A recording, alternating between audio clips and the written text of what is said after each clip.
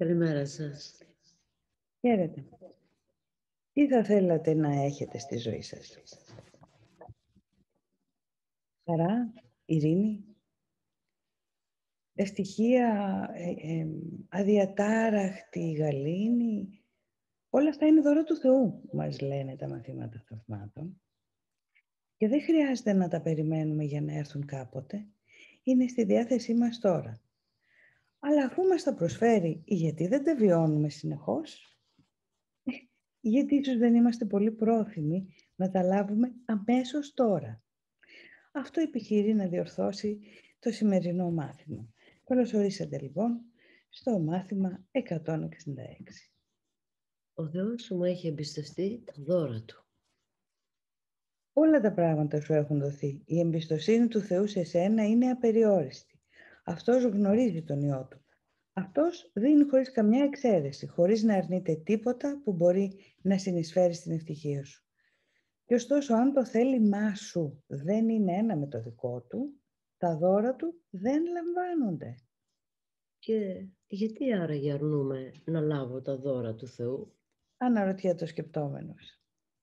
Για να κατανοηθεί η απάντηση, πρέπει να δούμε πρώτα την παραδοξότητα που βρίσκεται πίσω από τη δημιουργία του κόσμου. Αυτός ο κόσμος δεν είναι το θέλημα του Θεού και επομένως δεν είναι πραγματικός. Εκείνοι όμως που νομίζουν ότι είναι πραγματικός, πρέπει να πιστεύουν επίσης ότι υπάρχει ένα άλλο θέλημα, το οποίο έχει αντίθετα αποτελέσματα από το θέλημά του. Αυτό είναι πραγματικά αδύνατο. Ο κάθενος όμως που κοιτάζει τον κόσμο και τον θεωρεί σίγουρο, σταθερό, αξιόπιστο και αληθινό, πιστεύει σε δύο δημιουργούς ή μόνο σε έναν, τον εαυτόν του. Ποτέ όμως δεν πιστεύει σε έναν Θεό. Άρα εδώ μας λέει ότι μπορούμε να φανταζόμαστε, αλλά αυτό που φανταζόμαστε δεν είναι αληθινό. Ναι. Ό,τι θέλουμε μπορούμε να φανταζόμαστε, αλλά ισχύει? Τα δώρα του Θεού δεν είναι ευπρόσδεκτα σε όποιον έχει τέτοιες παράξενες πεποιθήσεις. Να πιστεύει δηλαδή σε δύο θεούς ή μόνο στον εαυτό του, βασικά στο εγώ. Θα πρέπει να πιστεύει ότι το να δεχθεί τα δώρα του Θεού, όσο φανερά και αν γίνουν αυτά τα δώρα, όσο επίμονα και αν καλείται να τα διεκδικήσει ως δικά του, σημαίνει να πιεστεί να προδώσει τον εαυτό του. Θα αρνηθεί λοιπόν την υπηρεσία τους, θα διαψεύσει την αλήθεια και θα υποφέρει για να σώσει τον κόσμο που έφτιαξε. Δηλαδή ο Λία εδώ μας λέει ότι εγώ ξέρω τι χρειάζομαι για την ευτυχία μου, εγώ ξέρω πώς χρειάζεται να λύσω το τάδε πρόβλημα και ακόμα και αν δεν λύνεται μπορεί να μην ζητήσω βοήθεια, γιατί θεωρώ ότι εγώ πρέπει να βρω τη λύση και δεν υπάρχει κανείς να με βοηθήσει. Ναι. Είμαι μόνος μου. Ναι, γιατί πόσες φορές έχουμε πραγματικά δυσκολευτεί, βρισκόμαστε σε διέξοδο και δεν σκεφτόμαστε να ζητήσουμε βοήθεια από το πνεύμα μέσα μας, από αυτόν τον εσωτερικό ουράνιο οδηγό. Προσπαθούμε να τα βγάλουμε πέρα όπως μπορούμε με τις δυνάμεις μας ή καταραίουμε εσωτερικά. Πρέπει να φτάσουμε στο χείλος του γκρεμού, δηλαδή για να ζητήσουμε βοήθεια. Εδώ είναι το μόνο σπίτι που νομίζει ότι γνωρίζει. Εδώ είναι η μόνη ασφάλεια που πιστεύει ότι μπορεί να βρει. Χωρίς τον κόσμο που έφτιαξε, νιώθει, νομίζει, φαντάζεται ότι είναι ένας απόκληρος, φοβισμένος και άστεγος. Δεν συνειδητοποιεί ότι είναι εδώ, στον κόσμο που έφτιαξε, φοβισμένος και δίχως κατοικία. Ένας απόκληρος περιπλανόμενος μακριά από το σπίτι του, δίχως να συνειδητοποιεί ότι είχε ξεχάσει από πού ήρθε, πού πηγαίνει και ακόμα ποιος πραγματικά είναι. Πράγματι, αν αναρωτηθούμε από πού ερχόμαστε, πού πηγαίνουμε και ποιος πραγματικά είμαστε, δεν είμαστε σε θέση να δώσουμε μία απάντηση ολοκληρωμένη. Ακριβώς γιατί δεν ξέρουμε. Παρ' όλα αυτά, τα δώρα του Θεού μας συνοδεύουν στις μοναχικές ανόητες περιπλανήσεις μας, αν και δεν είναι στην επίγνωσή μας. Μας λέει λοιπόν ότι ο Υιός του Θεού δεν μπορεί να τα χάσει, αλλά ούτε και βλέπει τι του δίνεται. Συνεχίζει να περιπλανιέται αντιλαμβανόμενος τη ματαιότητα που βλέπει παντού γύρω του, αυτό το αντιλαμβανόμαστε, βλέποντας το μερίδιό του στη ζωή να χάνεται σιγά σιγά, καθώς προχωρεί προς το τίποτα. Γι' αυτό το αντιλαμβανόμαστε. Και ωστόσο, συνεχίζει να περιπλανιέται, δύστιχος, φτωχός και μόνος, μόλον ότι ο Θεός είναι μαζί του Και παρόλο που έχει ένα θησαυρό τόσο μεγάλο, ό,τι και αν περιέχει ο κόσμος, είναι άνευ αξίας μπροστά στο μεγαλείο του. Άρα, όταν αρχίζει να μας πιάνει αυτή η ματαιότητα, η αίσθηση δεν αξίζουν τα πράγματα, ότι ό,τι και να κάνω, ποτέ δεν θα νιώσω πληρότητα, ή η ζωή είναι ένα συνεχής μόχθος και ένα συνεχής αγώνας, ποτέ δεν σκέφτομαι. Δεν σκέφτομαι να γυρίσω να ζητήσω βοήθεια, να πω, δεν μπορεί, θα υπάρχει και κάτι άλλο. Δεν μπορεί να είμαι έτσι, χωρίς ρίζες. Αυτό είναι που μας καλεί εδώ να μάθουμε και επιμένει να μας λέει ότι χρειάζεται ένας άλλος οδηγός, να αλλάξω απλά οδηγό. Μέχρι να το κάνω όμως, φαίνεται να έχει μια οθρήνητη μορφή, κουρασμένος, εξαντλημένος, ρακένδυτος και με πόδια ματωμένα από τις πέτρες στο δρόμο που βαδίζει. Μιλάει μεταφορικά εδώ και ποιητικά βέβαια. Όλοι έχουν ταυτιστεί με αυτόν, γιατί ο καθένας που έρχεται εδώ έχει ακολουθήσει αυτό το μονοπάτι και έχει αισθανθεί την ίδια συντριβή και απελπισία.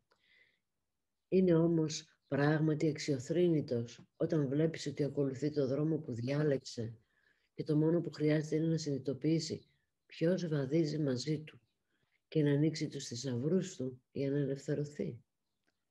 Αυτός είναι ο εαυτός που διάλεξες, αυτός που έπλασες ως υποκατάστατο της πραγματικότητας. Αυτός είναι ο εαυτός που βία υπερασπίζεσαι εναντίον κάθε λογικής και κάθε αποδεικτικού στοιχείου και όλων των μαρτύρων που μπορούν να αποδείξουν ότι δεν είσαι αυτός. Δεν τους ακούς. Προχωρείς στο δρόμο σου σκυφτός, μην τυχόν και αντιληφθείς μια αναλαμπή της αλήθειας και απαλλαγείς από την αυταπάτη και ελευθερωθείς. Αυτό μας δείχνει πολλές φορές μια εμπειρία που έχουμε, ότι ξέρουμε ότι συμπεριφερόμαστε με κάποιον τρόπο σε καταστάσεις που έρχονται ή σε σχέσεις, ενώ ταυτόχρονα τη στιγμή που ασυνείδητα επιλέγουμε τον αυτόματο μηχανισμό να συμπεριφερθούμε ή να δράσουμε με κάποιον τρόπο, ταυτόχρονα ξέρουμε ότι υπάρχει και κάτι άλλο μέσα μας και δεν στρεφόμαστε σε αυτό. Δηλαδή μια άλλη επιλογή απλώς για μια κατάσταση. Και όμως συνεχίζουμε στον αυτόματο, λες και ο αυτόματος θα μας δώσει λύση. Γαλήνη, ηρεμία, που δεν μας τη δίνει. Μας εξηγεί τι συμβαίνει εσωτερικά. Τρέμεις από φόβο, μην τυχόν και αισθανθείς το άγγιγμα του Χριστού στον ώμο σου και αντιληφθείς το απαλό του χέρι να σε οδηγεί να κοιτάξεις τα δώρα σου. Γιατί πώς θα μπορούσες να διακηρύξεις τη φτώχεια σου στην εξορία? Αυτός θα σε έκανε να γελάσεις με αυτή την αντίληψη του εαυτού σου. Πού είναι η αυτολύπηση τότε και πού είναι η τραγωδία που αναζήτησες για αυτόν που ο Θεός προόρισε να έχει μόνο χαρά? Ο πανάρχιος φόβος σου σε έχει πλησιάσει τώρα και η δικαιοσύνη σε έχει προφτάσει επιτέλους. Το χέρι του Χριστού έχει αγγίξει τον ώμο σου και αισθάνεσαι ότι δεν είσαι μόνος σου. Υποψιάζεσαι επίσης ότι ο αξιολύπητος εαυτός που νόμιζες ότι ήσουν μπορεί να μην είναι η ταυτότητά σου. Ο λόγος του Θεού ίσως να είναι πιο αληθινός τώρα από τον δικό σου. Ίσως τα δώρα του τώρα για σένα να είναι πραγματικά. Αυτός ίσως να μην έχει τελείως ξεγελαστεί από το σχέδιό σου να κρατήσει τον Υιό του σε βαθιά λησμονιά και να πάρεις το δρόμο που διάλεξες χωρίς τον εαυτόν σου. Ναι, και βλέπουμε εδώ, το έχουμε ξαναδεί, η επιστροφή του Άσο του Ιού που γυρνάει ρακένδυτος με ένα παπούτσι στον πατέρα ξανά και πόσο στοργικά τον έχει στην αγκαλιά του. Τον υποδέχεται. Ναι. Και όμως βαδίζει μαζί σου αυτός που αποκρίνεται στοργικά σε όλους τους φόβους σου, σε μια σπλαχνική απάντηση. Δεν είναι έτσι τα πράγματα. Σου δείχνει όλα τα δώρα που έχεις κάθε φορά που η σκέψη της φτώχειας σε καταδυναστεύει και μιλά για τη συντροφιά του κάθε φορά που αντιλαμβάνεσαι τον εαυτό σου να είναι μόνος και φοβισμένος. Σου υπενθυμίζει επίσης ακόμα ένα πράγμα που είχες ξεχάσει, διότι το άγγιγμά του σε έχει κάνει όμοιο με αυτόν. Τα δώρα που έχεις δεν είναι μόνο για σένα. Ό,τι έχει έρθει να σου προσφέρει αυτός πρέπει τώρα να μάθεις να το δίνεις. Αυτό είναι το μάθημα που διδάσκει η προσφορά του. Επειδή αυτός σε έχει σώσει από τη μοναξιά που επεδίωξες να πλάσεις για να κρυφτείς από το Θεό. Τα δώρα είναι δικά σου, εμπιστευμένα στη φροντίδα σου για να τα δώσεις σε όλους αυτούς που διάλεξαν το μοναχικό δρόμο από τον οποίο τώρα έχεις διαφύγει. Δεν καταλαβαίνουν ότι απλώς και μόνο κυνηγούν τις επιθυμίες τους. Εσύ είσαι αυτός που τους διδάσκει τώρα, επειδή έχεις μάθει από τον Χριστό ότι υπάρχει ένας άλλος δρόμος στον οποίο μπορούν να βαδίσουν. Εδώ λοιπόν με αυτές τις 2 τελευταίες παραγράφους μας δείχνει ότι η ζωή μας δεν είναι μόνο για μας. Η ζωή μας μπορεί να γίνει ένα παράδειγμα για να το ακολουθήσουν. Όπως ένα παράδειγμα είναι η ζωή αυτών που εμείς ακολουθούμε σήμερα. Δεν χρειάζεται να μιλήσουμε γι' αυτό. Είναι η αλλαγή της ψυχολογικής κατάστασης που μας κάνει να είμαστε παράδειγμα. Έχοντας αισθανθεί το άγγιγμα ψυχικά, μέσα στην ψυχή μας, του στηρίγματος που έχουμε από τον Ιησού, από τον Χριστό που είναι αληθινός εαυτός ή τον Θεό, έχουμε νιώσει σιγουριά και ασφάλεια. Αυτή η σιγουριά και ασφάλεια μας ηρεμεί. Αυτή η ηρεμία, αυτή η γαλήνη είναι που βγαίνει προς τα έξω.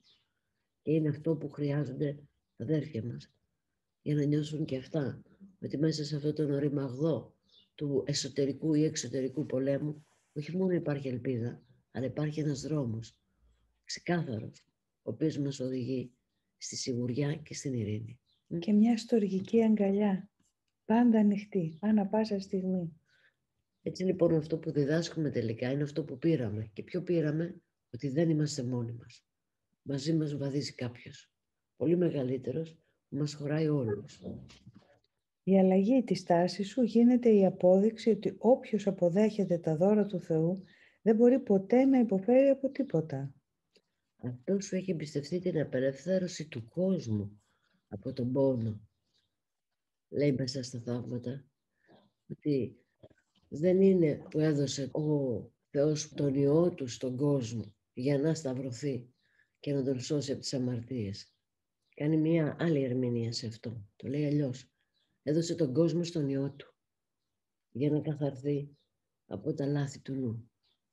Τον κόσμο που εμείς έχουμε προβάλει εκεί έξω και ταυτόχρονα είναι μέσα μας για να καθαρθεί.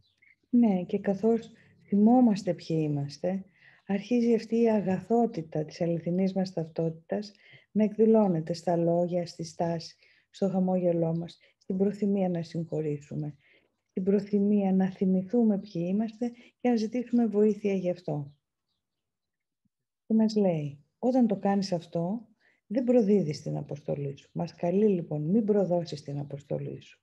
Γίνει η ζωντανή απόδειξη του τι μπορεί να προσφέρει στον καθένα το άγγιγμα του Χριστού. Ο Θεός σου έχει εμπιστευτεί όλα τα δώρα του. Για την ευτυχία σου δώσε μαρτυρία για το πώς μεταμορφώνεται ο νους, ο οποίος επιλέγει να δεχτεί τα δώρα του και να αισθανθεί το άγγιγμα του Χριστού. Αυτή είναι η αποστολή σου τώρα. Αυτός έχει μοιραστεί τη χαρά του με σένα. Και τώρα εσύ πήγαινε να τη μοιραστείς με τον κόσμο. Δεν είναι ένα πολύ πλήρες νόημα ζωής, το οποίο μας συνδέει με όλους. Ακόμα λοιπόν και όταν μέσα στην ημέρα μας θα συμβεί να αισθανθούμε θυμό, φόβο, να θυμηθούμε ότι αυτός είναι ο κόσμος που πλάθουμε εκείνη την ώρα και να ζητήσουμε βοήθεια για να το δούμε, να δούμε την κατάσταση διαφορετικά. Αυτό είναι εκείνη την ώρα, ότι ο Θεός μας δίνει αυτόν τον κόσμο για να τον αλλάξουμε. Ο κόσμος αυτός είναι η δημιουργία μας.